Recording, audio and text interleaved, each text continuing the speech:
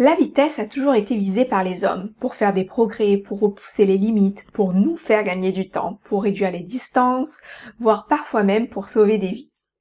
Avec les avancées technologiques, rien de plus normal que de communiquer virtuellement en temps réel. Cela fait déjà un bon moment que le net et les réseaux sociaux font partie intégrante de nos modes de vie et il n'est vraiment plus concevable de s'en passer.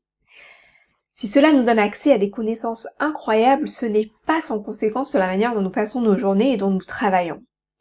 Si les nouvelles technologies nous font gagner du temps, alors d'où vient ce sentiment de sans cesse en manquer? Eh bien, paradoxalement, alors que la technique est supposée nous faire gagner du temps, nous avons pour beaucoup l'impression de ne plus en avoir et semblons dépassés par quantité de tâches. Nombreux sont ceux qui témoignent du sentiment d'être débordés, dépassés et de ne plus arriver à faire face. Il faut dire que tout nous incite à rester connectés et que nous sommes sans cesse bombardés d'informations. Alors, il n'est pas facile de lâcher prise car nous voulons avoir accès à de l'information immédiatement, être au courant de tout, pouvoir échanger, commenter, suivre ce qui se passe puisque cela fait partie de l'actualité. Et du coup, on est constamment en hyperactivité, sous pression et avec un nouveau besoin, celui de répondre le plus tôt possible. C'est ce qu'on appelle la pression de l'instantanéité qui s'accompagne souvent d'un sentiment de stress, de mal-être et d'insatisfaction. Alors, du côté des entreprises, il est aussi intéressant de voir comment est-ce qu'elles composent avec les changements rapides et quelles sont leurs réponses face aux attentes grandissantes des consommateurs. Pour survivre aujourd'hui en tant qu'entreprise, il faut pouvoir offrir une réactivité qui est sans égale.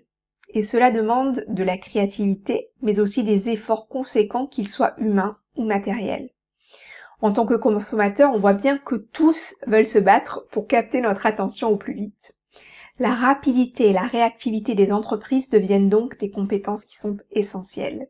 Ce qui explique d'ailleurs la montée des startups et puis des travailleurs indépendants qui sont plus à même de répondre aux nouvelles exigences en termes de rapidité, comparé à des grandes boîtes qui vont être ralenties par leur hiérarchie et puis leur bureaucratie. Alors, faut-il ralentir pour gagner en efficacité? Oui, diront certains, car l'hypervitesse est loin de faire l'unanimité. On assiste en parallèle à un engouement pour le courant opposé, la slow attitude, qui prône les bienfaits de la lenteur. Le yoga, la méditation, le slow food nous invitent à ralentir et à contempler pour justement compenser cette course folle et pouvoir rebooster notre capital bien-être. Difficile à mettre en place, quoique, avec cette crise sanitaire, nous amorçons un nouveau tournant. On va vraiment renaître par obligation ou bien par prise de conscience le concept de vivre autrement. Face à soi, on se retrouve et on se redécouvre pour le meilleur et pour le pire, mais en tout cas de nouveaux questionnements apparaissent sur ce qui est important et le bien-être est remis au goût du jour. J'aimerais finir cette vidéo sur le paradoxe du temps avec un extrait du best-seller de Carl Honoré sur l'éloge de la lenteur. Aujourd'hui, la culture est à la rapidité. Mais dans cette course contre la montre, rien ne survit. Notre travail, notre santé, nos relations, notre vie sexuelle. Nous sommes si pressés que la personne ou la chose qui nous ralentit représente d'emblée l'ennemi à abattre.